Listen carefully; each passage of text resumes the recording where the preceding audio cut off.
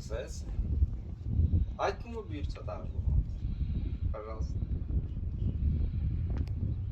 Аз сөйлегені өте дұрыс. Меніңше қатын деген былшылдап сөйлей бермей, берілген тапсырманы тиянақты орындап тұрса, болды емес пе? Мысалы сен.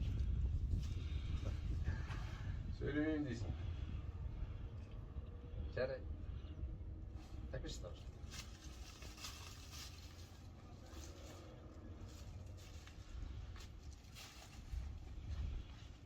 Ama ben de büyürse tacı olğanımız деп ойлаймын.